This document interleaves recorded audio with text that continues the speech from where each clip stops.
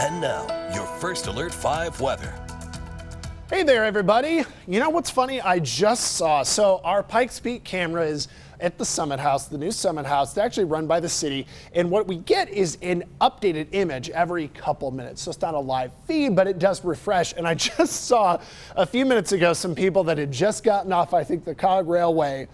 Didn't look like they were outside for long. So it's a little rough day up on the top of Pikes Peak. We've got cloud cover that's thick up there. A few more flurries still falling up on that summit where it's pretty cold.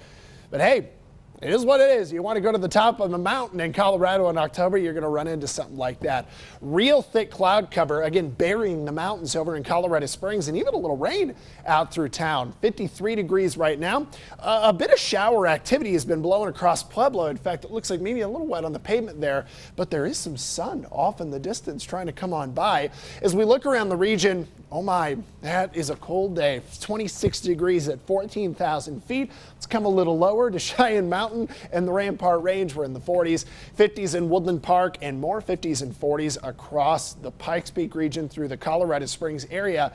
Pueblo is at 59, and we're a little bit warmer out east with 40s off in the mountains in the valleys. So when we look at the satellite radar imagery, up above in the atmosphere, it's a big upper level low pressure spinning, but then it's going to stack, so it's on top of a surface low pressure system. This entire pressure region is going to move east, and so while we're still got some moisture to spin up across the state today, that moisture is going to be more of a Colorado-Kansas border thing. This is the first wave that we saw come in from the south this morning. There's not a whole lot of rain left out there. There's still a nice band that had moved across Fremont County. You can kind of see where it passed through Canyon City, ran out to northwest Teller County, and there's definitely snow that was over the summit of Pikes Peak. But at this point, just a few showers left over kind of on the north side of Pueblo. Again, our Riverwalk didn't look that bad. And I've got one last little shower that we'll see how far it can last here. Hopefully give a little bit more rain towards Fountain, and then we'll see if it runs through downtown. Now in the modeling, the weather models did okay today, but they didn't really nail the rain that well as it passed through Pueblo and up north. So it understood that the rain was fizzling out and kind of running across the Pikes Peak region in Teller County. The second round of moisture I talked about, as the whole system crawls east, is going to run up the plains through the end of the day. This is 6 to 8 o'clock, but the system as a whole is moving east to Kansas, so I just don't really think we'll throw a whole lot more towards the interstate.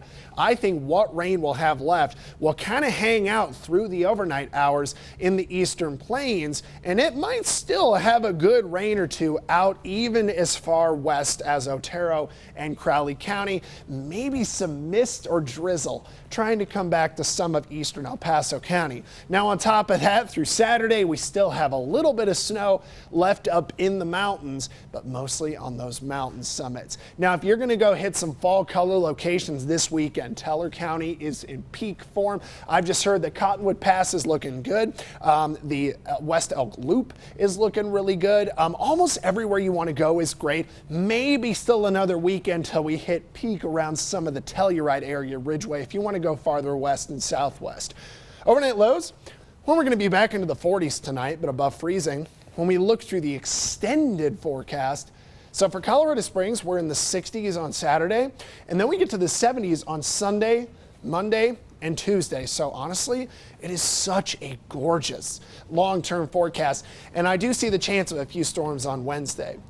Pueblo, I think we got some showers out there on Friday, but then past that, we're in the 70s, if not the 80s, over the long term. So overall, there's just really good stuff coming our way. Canyon City, I think we're looking pretty awesome here into the 70s on Sunday and Monday. I think that there is a small chance of rain next week on Wednesday, and we've got a better chance for that on Wednesday in Woodland Park. Eric?